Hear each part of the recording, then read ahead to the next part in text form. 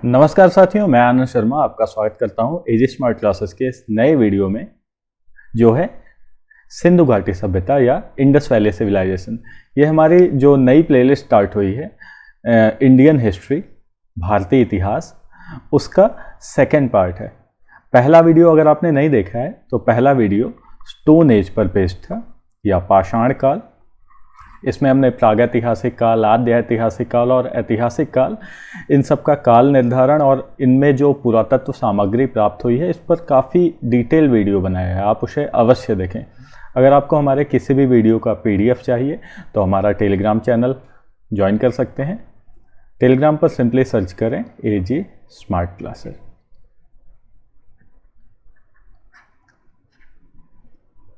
अगर आप किसी भी एग्ज़ाम की तैयारी कर रहे हैं, चाहे वो UP PSC हो, RO या फिर कोई भी स्टेट लेवल एग्ज़ाम, तो उसके लिए ये वीडियो आपके लिए काफ़ी ज़्यादा इम्पोर्टेंट रहेगा। और वहीं जो हमारा YouTube चैनल है इस पर हिंदी की भी एक प्लेलिस्ट है और इसी के साथ साथ इंडियन पॉलिटी, इस पर भी एक डिटेल प्लेलिस्ट है, आप इसे अवश्य चेकआउट करें। आप किसी भी एग्ज़ाम की तैयारी कर रहे हैं तो अनअकैडमी ऐप डाउनलोड कर सकते हैं। यहाँ पर प्लस फीचर्स में आपको बहुत सारे कोर्सेज मिलेंगे, live interactive classes, structure courses, PDF वगैरह वगैरह। आप कोई भी कोर्स लें उसमें मेरा कोड UP PSC AS अगर आप इसे यूज़ करते हैं तो आपको 5% तक का डिस्काउंट मिलेगा। अनअकैडमी पर मुझे फॉलो करने के लिए इस लिंक पर क्लिक करें। अब शुरुआत करते हैं सैंधव सभ्यता एवं संस्कृति। तो इस सभ्यता के 3 नाम हैं: सैंधव सभ्यता, हड़प्पा सभ्यता और सिंधु घाटी सभ्यता। सिंधु घाटी सभ्यता या फिर इसी को ही इंग्लिश में कहते हैं इंडस वैली सिविलाइजेशन। तो हड़प्पा नाम ही क्यों? क्योंकि जो सबसे पहला स्थल इसका खोजा गया था 1921 में, वो स्थल था हड़प्पा, इसलिए इसका नाम हड़प्पा सभ्यता ही कहा जाता है। अब हड़प्पा की खोज जो हुई थी वो 1921 में ASI यानी आर्कियोलॉजिकल सर्वे ऑफ इंडिया, इसके महानिदेशक director general sir John Marshall के निर्देशन में राय बहादुर दयाराम साहनी द्वारा इसकी खोज की गई थी। कब? 1921 में। हड़प्पा ये पाकिस्तान के पंजाब प्रांत में साहिवाल जिले में आता है। किस नदी के तट पर है? रावी नदी के तट पर। फिर मोहनजोदारो ये है पाकिस्तान के सिंध प्रांत में, लरकाना जिला है इसके अंदर। अब एक महोदय थे पिग्गट महोदय, इन्होंने हड़प्पा और मोहनजोदारो को एक विस्तृत प्रांत की जुड़वा राजधानियां कहा है। अब इसकी टाइम पीरियड का कैसे पता लगाया जाता है? जैसे कालावधि है इसकी मानी जाती है 2300 से 1700 ईस्वी पूर्व। तो इसकी कालावधि का पता लगाया जाता है जैसे कोई भी एक एलिमेंट है उसके अंदर कार्बन होगा ही होगा। तो कार्बन 2 टाइप के होते हैं, एक होता है कार्बन 12 और एक होता है कार्बन 14। तो कार्बन जो 14 है ये वाला एटम होता है रेडियो एक्टिव। कार्बन 12 ये नॉर्मल एटम है। तो दोनों की क्वांटिटी एग्जैक्टली सेम होती है और ये वाला जो रेडियो एक्टिव है ये कंटिन्यूसली डिके करता रहता है। तो जितना ज़्यादा डिके कर गया है उस हिसाब से इसका टाइम पीरियड निकाल लिया जाता है। तो रेडियो कार्बन 14 वाली टेक्निक से इसकी कालावधि का पता लगाया जाता है। अब डेमोग्राफी की बात करें, वहाँ की जनसंख्या या वहाँ की जो भी प्रजातियाँ थी वो मिश्रित प्रजाति की थी। कौन कौन सी? टोटल 4 प्रकार की प्रजातियां वहां पर मानी गई हैं। प्रोटो ऑस्ट्रेलॉयड या फिर काकेशियन, भूमध्य सागरीय, इंडो यूरोपियन या फिर कैस्पियन, अल्पाइन और मंगोलायड। ये 4 प्रकार की मिश्रित प्रजातियां वहां पर पाई गई हैं। प्रमुख अवशेष देखें तो किस किस स्थान पर अवशेष मिले हैं? अफगानिस्तान, यहाँ पर शोरतुघई एवं मुंडिका, ये 2 जगहें हैं, यहाँ पर अवशेष मिले हैं सिंधु घाटी सभ्यता के। फिर पाकिस्तान में पंजाब और सिंध प्रांत और बलूचिस्तान, यहाँ पर इसके अवशेष पाए गए हैं।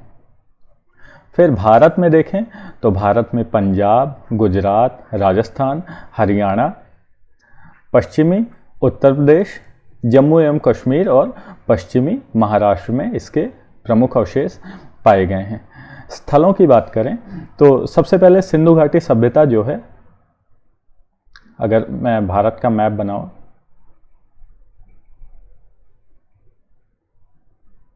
कुछ इस प्रकार से भारत का मैप है।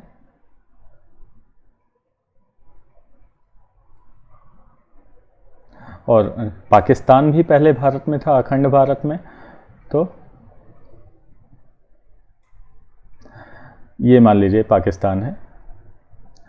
तो सबसे उत्तरी जो है प्लेस है वो है मांडा। इसके बाद सबसे पश्चिमी क्षेत्र जो है वो सबसे पूर्वी जो है वो है आलमगीरपुर।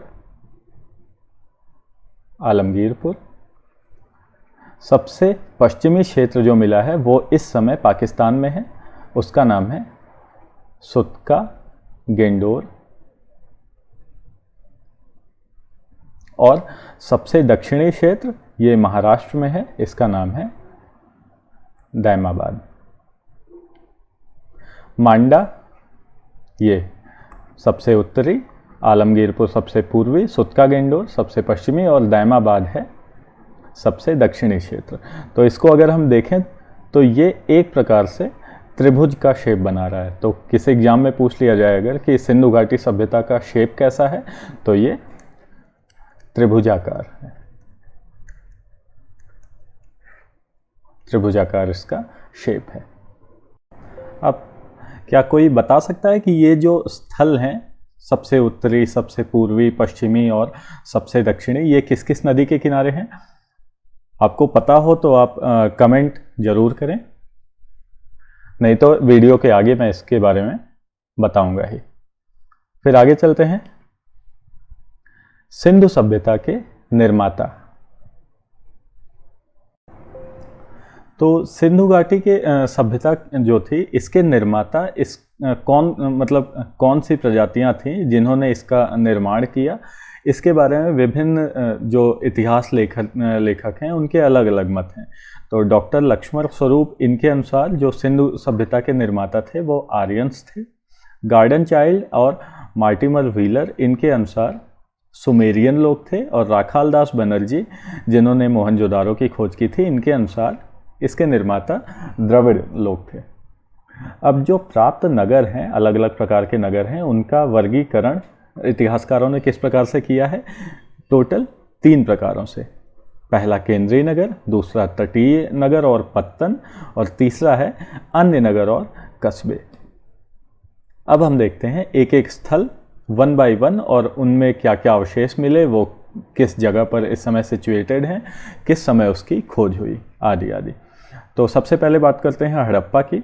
हड़प्पा टीले की सर्वप्रथम जानकारी कब मिली थी? 1826 ईस्वी में चार्ल्स मेसन द्वारा। मैंने बताया था ना पिछली वीडियो में कि इन स्थलों के बारे में सबसे पहले जानकारी मिली थी जब भारत में रेलवे लाइनें बिछाने का कार्य शुरू हुआ था।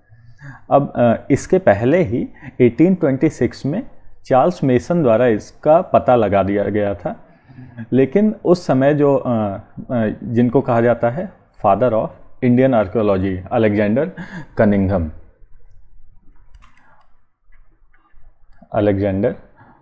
कनिंघम जो थे, इनको कहा जाता है फादर ऑफ इंडियन आर्कियोलॉजी। इन्होंने इतना ज़्यादा ढीला ढाला रवैया अपनाया कि ये ढंग से इसकी खोज हो नहीं पाई कि ये कौन सी चीज़ है। तो जब 1921 में जो आर्कियोलॉजिकल सर्वे ऑफ इंडिया, इसके जो डायरेक्टर जनरल बने सर जॉन मार्शल, इनके नेतृत्व में दयाराम साहनी द्वारा रावी नदी के बाएं तट पर हड़प्पा का सर्वेक्षण करवाया गया सबसे पहले। और 1926 और 27 और 1933 और 34 में माधव स्वरूप वत्स तथा 1946 में मार्टिमर व्हीलर द्वारा इसका सबसे पहले उत्खनन करवाया गया। यहाँ से स्वास्तिक चिन्ह मिला है। इसके अलावा यहाँ पर क्या क्या अवशेष मिले हैं वो हम देखते हैं। 2 अलग अलग टीले यहाँ से प्राप्त हुए हैं। पूर्वी टीला, जिसको नगर टीला कहा गया है, और पश्चिमी टीला, जिसे दुर्ग टीला कहा गया है। दुर्ग जहाँ पर आप सोच सकते हैं कि जो राजा महाराजा वहाँ के रहे होंगे या शासक वर्ग, ये दुर्ग टीले में, और नगर टीले में जहाँ पर अन्य वर्ग रहते थे। फिर अन्नागार, यहाँ पर 6 कक्षों की 2 पंक्तियों में टोटल 12 कक्षों का एक अन्नागार मिला है, भोजन भंडार जहाँ पर रखा जाता था। और सामान्य निवास क्षेत्र के दक्षिण में एक कब्रिस्तान मिला है जिसका नाम दिया गया है R37 समाधि। जो पश्चिमी दुर्ग है उसका नाम माउंट AB रखा गया है। किसके द्वारा? व्हीलर द्वारा। इसके अलावा एक बर्तन पर मछुआरे का चित्र मिला है और शंख का बना बैल, स्त्री के गर्भ से निकलता हुआ पौधा जिसे उर्वरता की देवी माना गया है, जिसे कह सकते हैं मातृ देवी या धरती देवी इसे कहा गया है। और तांबे का इक्का मिला है, ईंटों के वृत्ताकार चबूतरे मिले हैं, गेहूं तथा जौ के दाने भी यहाँ से प्राप्त हुए हैं। अब इसके बाद नेक्स्ट स्थल है मोहनजोदारो। मोहनजोदारो ये सिंधी भाषा का शब्द है। इसका शाब्दिक अर्थ होता है मृतकों का टीला। क्यों रखा गया? क्योंकि इस टीले पर बहुत सारे मृतक समाधियां पाई गई थी, इसलिए इसका नाम मोहनजोदारो रखा गया है। मोहनजोदारो इसकी सर्वप्रथम खोज 1922 में राखाल दास बनर्जी द्वारा की गई थी। ये पाकिस्तान के सिंध प्रांत में लरकाना जिले में स्थित है और सिंधु नदी के दाहिने तट पर। वहीं पर जो हड़प्पा था वो था रावी नदी के लेफ्ट साइड में, बाएं तट पर। अब मोहनजोदारो से क्या क्या अवशेष मिले हैं, क्या क्या रिमेनिंग्स वहाँ से प्राप्त हुई हैं। सबसे ज़्यादा इंपॉर्टेंट तो वृहद स्नानागार वहाँ से मिला है, 55 क्रॉस 33 मीटर का, 55 बाई 33 मीटर का, 55 लंबाई और 33 मीटर इसकी चौड़ाई। ये इसका काम क्या था? धर्मानुष्ठान संबंधी स्नानों के लिए इसका उपयोग किया जाता था और तत्कालीन विश्व का आश्चर्यजनक निर्माण इसे कहा गया है। किसने कहा है? मार्शल ने, जॉन मार्शल। यहाँ से अभिलेख युक्त मोहरें मिली हैं। विशाल अन्नागार मिला है, इसका साइज भी है 45.72 मीटर लंबाई और 22.86 मीटर इसकी चौड़ाई। जो यहाँ की सड़कें थी वो सारी की सारी सड़कें ग्रिड पद्धति में थी, मतलब जैसे एक ये सड़क है, एक ये सड़क है और ये सारी एक दूसरे को 90 डिग्री पे परपेंडिकुलर एक दूसरे को काटती थी। इनका नाम क्या दिया गया है? ऑक्सफोर्ड सर्कस इनको नाम दिया गया था। यहाँ की जो मुख्य सड़क थी जिसे राजपथ भी कहा गया था वो 9.15 मीटर चौड़ी मिली है। इसके अलावा यहाँ पर क्या क्या मिला है? पश्चिमी भाग में दुर्ग टीला जिसे स्तूप टीला भी कहते हैं। ये स्तूप टीला नाम क्यों हुआ? क्योंकि कुषाण शासकों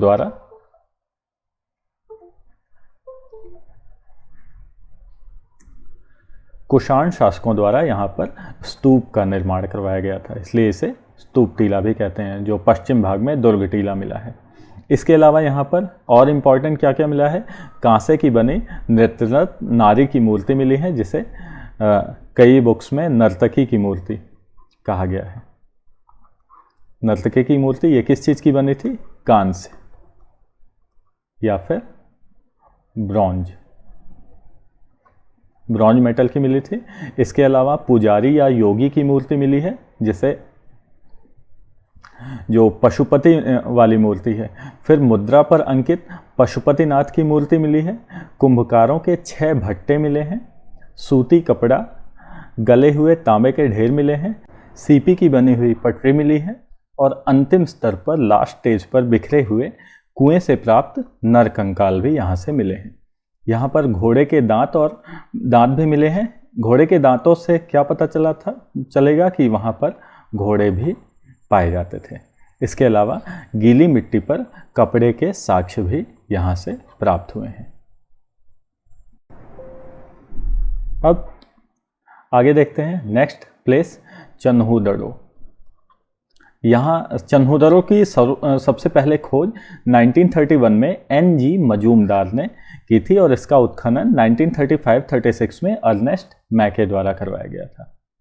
सैंधव संस्कृति की उत्तरवर्ती हड़प्पा संस्कृति, जिसका नाम झूकर और झांगर संस्कृति भी है, इसके भी यहाँ से अवशेष मिले हैं। उत्तरवर्ती मतलब हड़प्पा के नेक्स्ट वाली जो संस्कृति है उसका नाम झूकर और झांगर संस्कृति है, इसके भी यहाँ से अवशेष मिले हैं चन्हूदरों से। फिर एक औद्योगिक केंद्र था चन्हूदरो, यहाँ से मणिकारी, मुहर बनाने, भार और माप के बटखरे बनाने का भी कार्य किया जाता था। ये किस नदी के किनारे है? सिंधु नदी, सिंधु नदी के तट पर है। यहाँ से अवशेष क्या क्या मिले हैं? मनके बनाने का कारखाना मिला है और भट्टी मिली है। इसके अलावा अलंकृत हाथी, खिलौना एवं कुत्ते के बिल्ली का पीछा करते हुए पदचिन्ह। अब ये कैसे मिला है या कैसे इसका पता लगाया गया है, ये तो अजीब सी बात है। इसके अलावा सौंदर्य प्रसाधनों में प्रयुक्त लिपस्टिक आदि, ये भी अजीब ही है, लेकिन याद तो करना पड़ेगा। फिर ये सबसे ज़्यादा इम्पॉर्टेंट है, यहाँ पर वक्राकार ईंटें मिली हैं। कहाँ से? चन्हूदरों से। ये भी काफ़ी इम्पॉर्टेंट पॉइंट है कि जितने भी आपको इंडस वैली सिविलाइजेशन के मिलेंगे प्लेसेस, वहाँ पर सभी में दुर्ग मिलेगा, लेकिन चन्हूदरो एक अकेला है जहाँ पर किसी भी दुर्ग का अवशेष नहीं मिला है।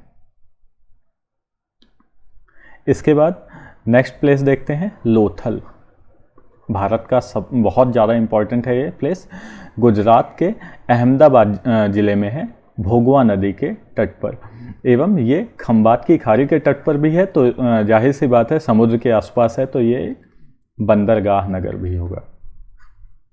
तो एक प्रमुख बंदरगाह नगर है ये। पश्चिमी एशिया से व्यापार यहाँ से होता था। इसकी सर्वप्रथम खोज किसने की थी? डॉक्टर SR राव ने इसकी खोज की थी। इसे लघु हड़प्पा या लघु मोहनजोदड़ो कहा जाता है, क्योंकि ये इन्हीं दोनों विकसित नगरों जैसा इसका उत्खनन मिला है, प्राप्त हुआ है। यहाँ पर गढ़ी तथा नगर दोनों के दोनों ही रक्षा प्राचीर से घिरे हुए मिले हैं।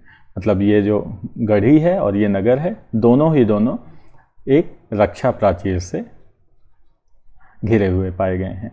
सबसे प्रमुख विशेषता लोथल की है कि यहाँ पर डॉकयार्ड मिला है, मतलब जहाज़ों की गोदी, जहाँ पर जहाज खड़े होते हैं।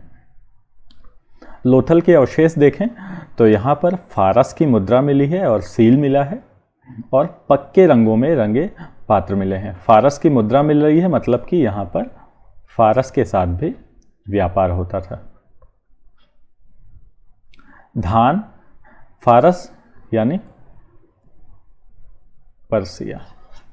पर्शियन गल्फ, तो यहाँ से धान, चावल मिला है और बाजरा के भी साक्ष्य मिले हैं। फारस की मोहरें भी मिली हैं। घोड़े की लघु मृण मूर्ति मिली है। मिट्टी की मूर्तियाँ यहाँ से प्राप्त हुई हैं, और 3 द्विशव समाधियाँ मिली हैं।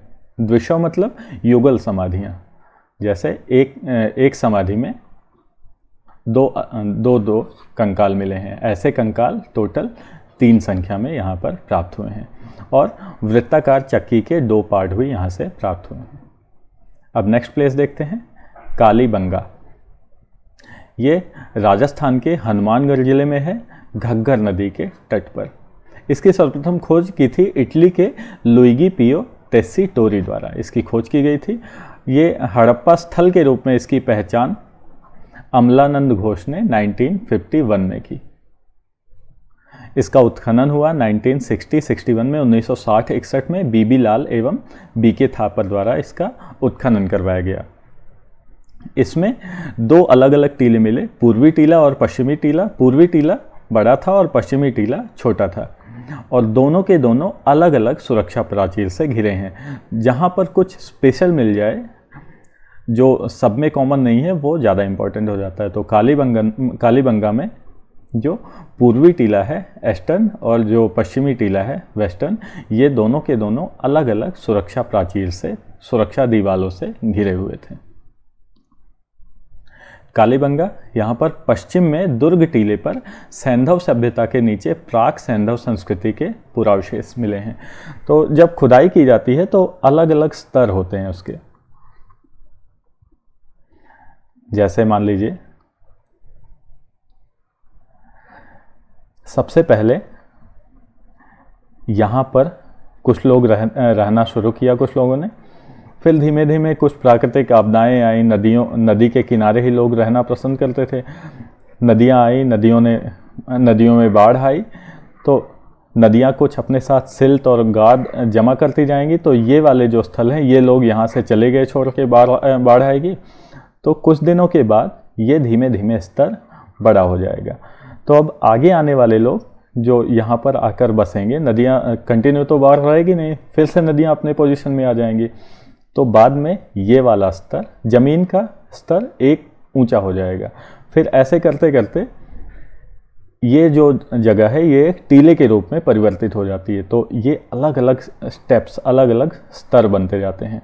तो जो सबसे ये कालीबंगा का जो इसका निचला स्तर है, सैंधव सभ्यता के नीचे वाला स्तर, वहाँ पर प्राक सैंधव संस्कृति के भी पुरावशेष प्राप्त हुए हैं। प्राक सैंधव मतलब सैंधव सभ्यता के पहले वाली जो संस्कृति थी उसके भी पुरावशेष यहाँ से मिले हैं। और मोहनजोदारो के जो भवन थे, वहाँ के रहने वाले आवास, वो पक्की ईंटों के बने थे, लेकिन कालीबंगा के आवास जो थे वो कच्ची ईंटों के बने थे। लेकिन पक्की ईंटों का प्रयोग किया गया था, उनका प्रयोग केवल नालियों में, कुओं में और स्नानागार में इनका प्रयोग किया गया था। यहाँ पर क्या क्या मिला है? कांच और मिट्टी की चूड़ियाँ। कालीबंगा नाम ही है, ब्लैक काली और बंगा बैंगल्स, काली चूड़ियाँ। अब कालीबंगा से अवशेष क्या क्या मिले हैं? जुते हुए खेत मिले हैं। इसको भी देख के मैं थोड़ा बहुत सरप्राइज हो जाता हूँ कि कैसे जुते हुए खेत कोई पा सकता है। फिर यहाँ से आड़ी तिरछी जुताई मिली है। जैसे खेत होता है तो खेत की जुताई ऐसे करके कुछ की जाती है, लेकिन यहाँ पर जुताई जो मिली है वो आड़ी तिरछी प्रकार से इसकी जुताई की गई है, ये मिली है। पश्चिमी टीला जो है इसका, इस पर भूकंप के भी साक्ष्य प्राप्त हुए हैं। यहाँ पर कच्ची ईंटों के 4 से 5 चबूतरे मिले हैं और उन चबूतरों में से एक चबूतरे पर अग्निकुंड, कुआं तथा पक्की ईंटों का बना एक आयताकार गर्त मिला है। क्या क्या मिला है? अग्निकुंड मिला है, कुआं मिला है और पक्की ईंटों का बना एक आयताकार गर्त मिला है जिसमें पशुओं की हड्डियां पाई गई हैं। ये बहुत सी चीज़ों का मतलब की ओर इंडिकेट करता है। हो सकता है पशु बलि दी जाती हो। उसके अलावा दूसरा जो चबूतरा है उस पर 7 अग्निकुंड या वेदिकाएं एक ही पंक्ति में मिली हैं। इसके अलावा सेल खड़ी तथा मिट्टी की मोहरें मिली हैं और मृदभांड के टुकड़े मिले हैं। मिट्टी के बर्तनों के टुकड़े यहाँ से प्राप्त हुए हैं कालीबंगा से। अब नेक्स्ट प्लेस है धौलावीरा।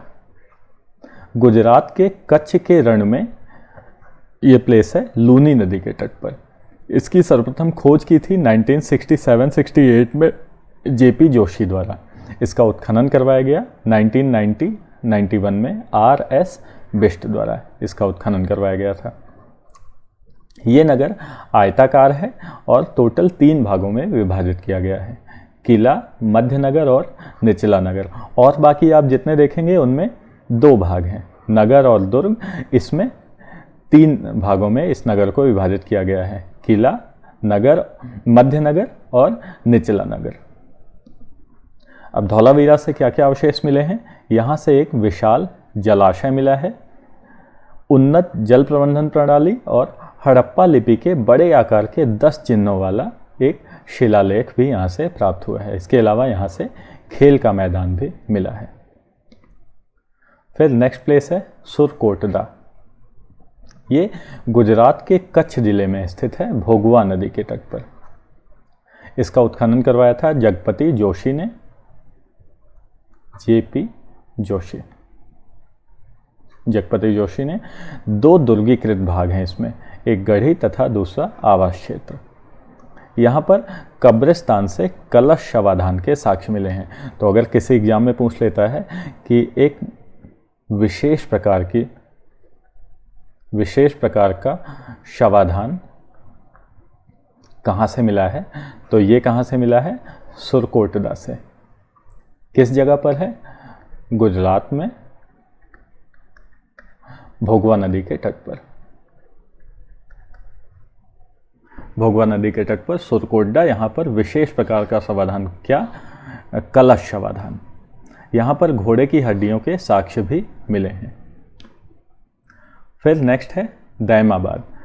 दैमाबाद मैंने बताया था स्टार्टिंग में ही, सबसे सिंधु घाटी सभ्यता का अभी तक खोजा गया सबसे दक्षिणी भाग है। ये महाराष्ट्र के अहमदनगर जिले में प्रवरा नदी के बाएं किनारे पर स्थित है। सैंधव सभ्यता का सबसे दक्षिणी स्थल है। यहाँ पर रथ चलाते हुए मनुष्य, सांड, गैंडे आदि की आकृतियाँ यहाँ पर मिली हैं और मृदभांड, मिट्टी के बर्तन, सैंधव लिपि की एक मुहर मिली है, तश्तरी, प्याले आदि के साक्ष्य यहाँ से प्राप्त हुए हैं। अब नेक्स्ट है राखी गढ़ी, मोस्ट इंपॉर्टेंट। किस लिए? क्योंकि अभी तक सैंधव सभ्यता का प्राप्त सबसे बड़ा स्थल यही है, राखी गढ़ी।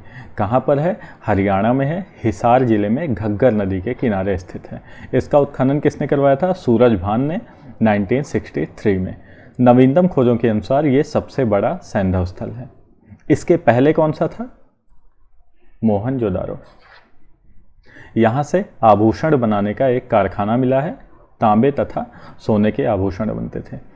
राखी गढ़ी को ग्लोबल हेरिटेज फंड ने endangered heritage site of Asia इसको बताया है। मतलब एशिया की खतरे में जो सूची खतरे में हेरिटेज साइट है, इसे डिक्लेयर किया गया है बाय ग्लोबल हेरिटेज फंड ने। फिर नेक्स्ट प्लेस है रोपड़। ये कहाँ पर है? पंजाब में सतलज नदी के बाएं तट पर स्थित है। इसका आधुनिक नाम है रूपनगर। इसकी सर्वप्रथम खोज 1950 में बीबी लाल द्वारा की गई थी और इसका उत्खनन यज्ञदत्त शर्मा, वाईडी शर्मा द्वारा 1953 से 55 के बीच में इसका उत्खनन करवाया गया था। यहाँ से क्या क्या मिला है? मृदभांड, सेल खड़ी, ये एक प्रकार का पत्थर है, इसकी मुहर मिली है। चर्ट के बटखरे, ये भी पत्थर है, चर्ट पत्थर के बटखरे मिले हैं। एक छुरा मिला है और तांबे के बाणाग्र, बाणाग्र मतलब जो तीर धनुष होता है, तीर, इसके जो आगे वाला ये भाग है इसको बोलते हैं बाणाग्र। तो ये बाणाग्र तांबे के बनाए जाते थे। तो ये भी कहाँ से मिला है? रोपड़ से। और कुल्हाड़ी यहाँ से प्राप्त हुई है। अभी हम आगे देखेंगे कि जो स्थल है मांडा, यहाँ पर हड्डी के बने बाणाग्र भी मिले हैं। और रोपड़ में ही मानव के साथ पालतू कुत्ते के दफनाने के साक्ष्य मिले हैं। इसके बाद रंगपुर, ये कहाँ पर है? गुजरात के सौराष्ट्र क्षेत्र में भादर नदी के तट पर स्थित है। इसका उत्खनन SR राव ने 1953 से 54 के बीच में करवाया था। यहाँ पर प्राक हड़प्पा और उत्तरकालीन हड़प्पा सभ्यता के साक्ष्य मिले हैं। मतलब हड़प्पा से पहले की संस्कृति प्राक हड़प्पा और हड़प्पा के बाद की संस्कृति उत्तरकालीन हड़प्पा। इन तीनों के ही साक्ष्य कहाँ से मिले हैं? रंगपुर से। यहाँ पर वनस्पति अवशेष क्या क्या मिले हैं? चावल में धान की भूसी मिली है। बाजरा एवं ज्वार की खेती यहाँ पर की जाती थी। अब इसके अलावा नेक्स्ट आलमगीरपुर।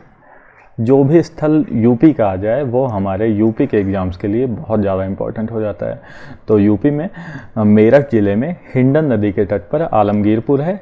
ये और किस वजह से इम्पोर्टेंट है? क्योंकि ये सबसे ईस्टर्न साइट है इंडस वैली सिविलाइजेशन की। हिंडन नदी के तट पर उत्तर प्रदेश के मेरठ जिले में इसका उत्खनन करवाया था यज्ञदत्त शर्मा ने 1958 में। यहाँ पर मृदभांड मिले हैं और मनके मिले हैं। कुछ बर्तनों पर त्रिभुज, मोर, गिलहरी आदि की चित्रकारी भी की गई है। फिर नेक्स्ट आता है हुलास। ये बागपत जिले में है, सहारनपुर जिले में है यूपी में। यहाँ पर कांचली मिट्टी के मनके मिले हैं, चूड़ियाँ मिली हैं और खिलौना गाड़ी आदि के अवशेष मिले हैं। फिर सैंधव लिपि युक्त एक ठप्पे का भी साक्ष्य कहाँ से मिला है? हुलास से। देसलपुर एक जगह है, यहाँ से एक रक्षा प्राचीर भी मिली है। फिर सुतका गेंडोर, ये सबसे वेस्टर्न साइट है इंडस वैली सिविलाइजेशन की। तो ये कहाँ पर है? दक्षिणी बलूचिस्तान में, वर्तमान में पाकिस्तान में, दाश्क नदी या फिर इसको दास्त भी कहा जाता है, दास्त नदी के तट पर है। हड़प्पा स्थल के रूप में इसकी पहचान 1927 में ऑरेल स्टीन द्वारा की गई थी। यहाँ पर प्राकृतिक चट्टान के ऊपर दुर्ग मिला है। और क्या क्या मिला है? मृदभांड, ताम्र निर्मित बाणाग्र, यहाँ पर भी तांबे से निर्मित बाणाग्र मिले हैं। तांबे से निर्मित ब्लेड के टुकड़े मिले हैं। तिकोने ठीकरे तथा मिट्टी की चूड़ियों के अवशेष मिले हैं। और एक और स्थल है सुतका। ये सुतका गंडोर के पूर्व में है, लगभग 126 किलोमीटर इसकी डिस्टेंस है सुतका गंडोर से। तो 1962 में इसकी खोज GF डेल्स द्वारा की गई थी। सुतका गंडोर के समान ही यहाँ पर भी 2 टीले मिले हैं। फिर नेक्स्ट प्लेस है बालाकोट। ये पाकिस्तान में ही बलूचिस्तान के दक्षिणी तट पर एक बंदरगाह है। तो जो बंदरगाह मिल रहे हैं वो काफ़ी ज़्यादा इंपॉर्टेंट हो जाते हैं। तो अभी तक हमको एक मिला है लोथल, दूसरा मिला है ये बालाकोट। हड़प्पा पूर्व एवं हड़प्पा कालीन यहाँ पर सभ्यता के अवशेष मिले हैं।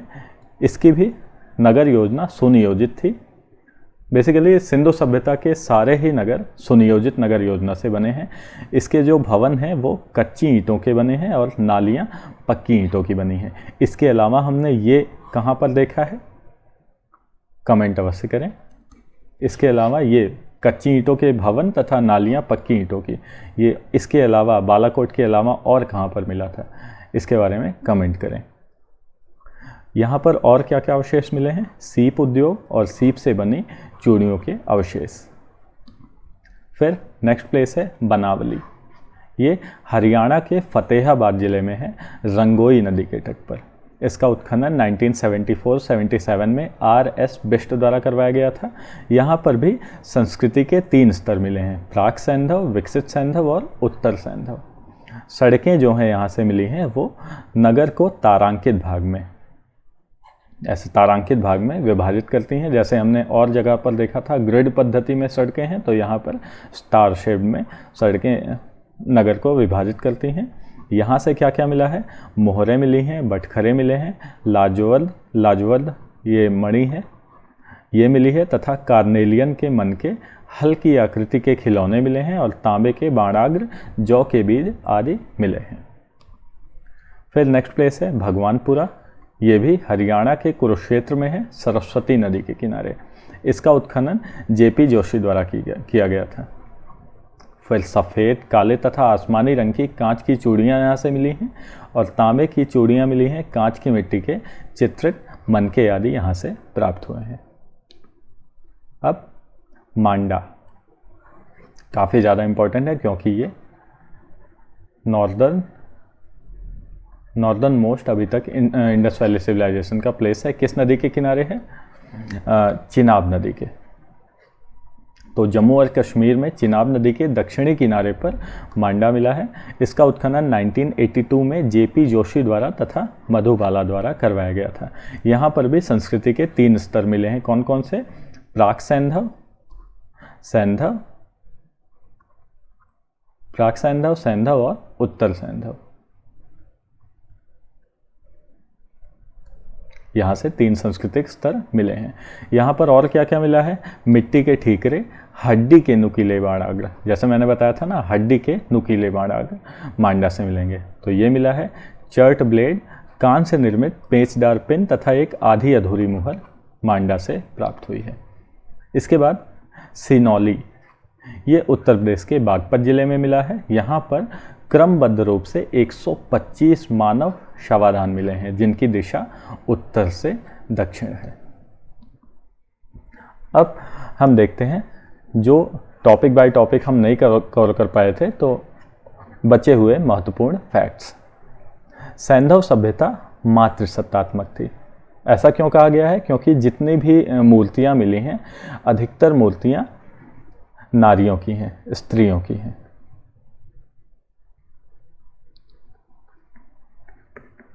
स्त्रियों की मूर्तियां यहाँ से प्राप्त हुई हैं। इससे अनुमान लगाया गया है कि सैंधव सभ्यता मातृसत्तात्मक थी।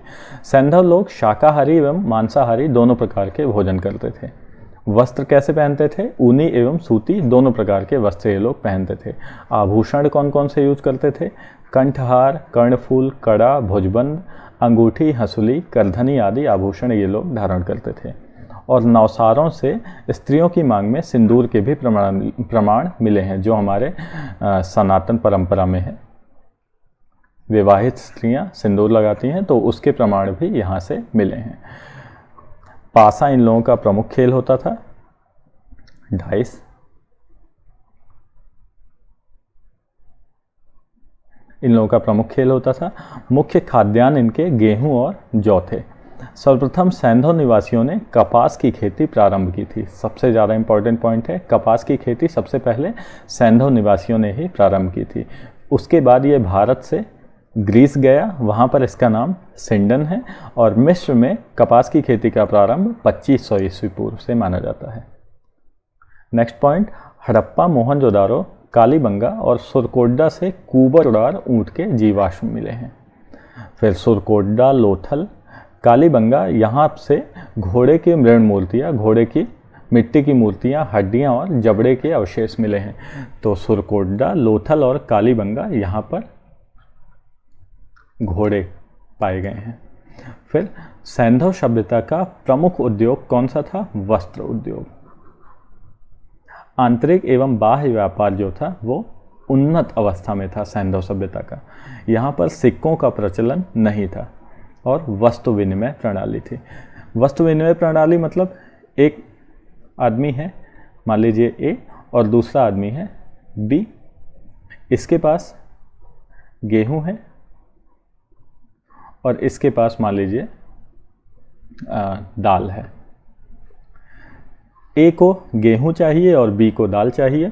अगर पैसों का प्रचलन नहीं है तो ए बी के पास जाएगा, कहेगा भाई तुम दाल ले लो और मुझे उसके बदले में गेहूं दे दो।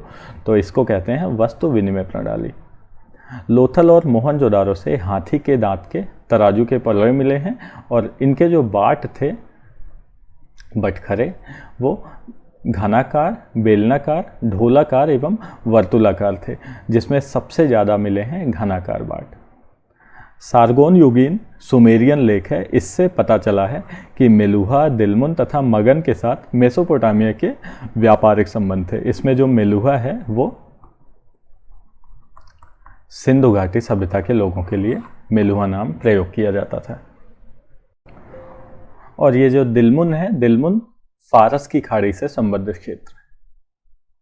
अब नेक्स्ट देखते हैं। मोहनजोदारो से संयुक्त पशु मूर्ति प्राप्त हुई है, जिसका शरीर भेड़ का है और मस्तक सूंडदार हाथी का है। हड़प्पा की पाषाण मूर्तियां जो हैं उसमें 2 सिर रहित मानव मूर्तियां सबसे ज़्यादा उल्लेखनीय प्राप्त हुई हैं। सर्वाधिक जो मिट्टी की मूर्तियां मिली हैं वो पशु और पक्षियों की हैं। मोहरें जो हैं वो सबसे ज़्यादा सेलखड़ी नामक पत्थर से बनाई गई हैं। इसके अतिरिक्त कांचली मिट्टी, चर्ट, गोमेद मिट्टी आदि की चौकोर या वर्गाकार, जो सबसे अधिकांश मोहरें थी वो चौकोर या वर्गाकार थी। इसके अतिरिक्त घनाकार, गोलाकार अथवा बेलनाकार भी मोहरें मिली हैं। मोहरों पर सर्वाधिक अंकन किसका मिला है? एक श्रृंगी पशु का, जिसे नंदी भी कहा गया है, नंदी। और कुबड़ वाले बैल का सर्वाधिक अंकन मिलता है। इसके अलावा पशुपति, जो मोहनजोदारो से प्राप्त एक मुहर है, इस पर योगी की आकृति बनी हुई है, जिसे पशुपति कहा गया है। इस पर 4 अलग अलग जानवर का अंकन है। काफ़ी एग्जाम्स में पूछा जाता है। तो बाईं ओर 2 जानवर हैं, कौन कौन से?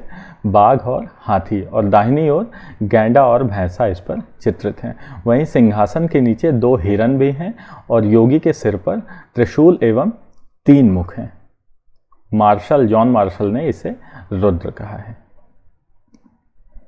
अब सैंधव मृदभांड मुख्यतः लाल या गुलाबी रंग के होते थे। जो मिट्टी के बर्तन पाए गए हैं वो मेनली लाल या गुलाबी रंग के होते थे, और कुछ मृदभांड में काली रेखाओं से चित्र भी बनाए गए हैं। लोथल, बनावली और कालीबंगा से यज्ञ वेदियों या फिर अग्निकुंड के साक्ष्य मिले हैं।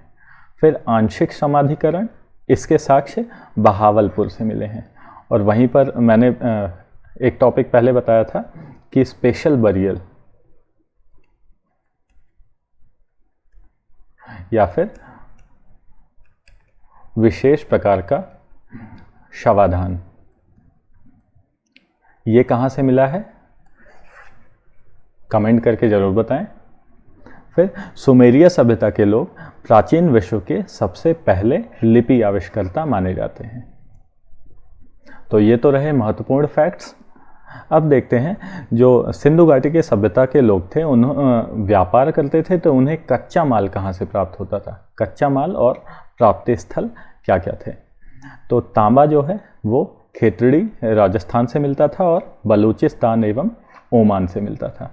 लाजवद मणि ये कहाँ से मिलती थी, अफगानिस्तान से, बदख्शां। टिन कहाँ से मिलता था, ईरान और अफगानिस्तान से मंगाया जाता था। चांदी ये राजस्थान की जावर एवं अजमेर खानों से आती थी और इसके बाद अफगानिस्तान और ईरान से। अफगानिस्तान तो उस समय इंडिया ही था। सीसा, इंडिया क्या उस समय तो नाम ही नहीं था सिंधु घाटी सभ्यता के टाइम पे, इतिहासकारों की माने तो। फिर सीसा कहाँ से आता था, ईरान से, अफगानिस्तान और अजमेर से। शिलाजीत हिमालय से प्राप्त होता था। गोमेद गुजरात से और सोना दक्षिण भारत में कर्नाटक से। KGF मूवी आपने देखी होगी। कोलार गोल्ड फील्ड्स कहाँ पर है, कर्नाटका में। तो ये तो था वीडियो। आशा करता हूँ वीडियो आपको अच्छा लगा होगा। वीडियो अच्छा लगा हो तो वीडियो को लाइक ज़रूर करें, चैनल को सब्सक्राइब करें और शेयर करना ना भूलें। धन्यवाद।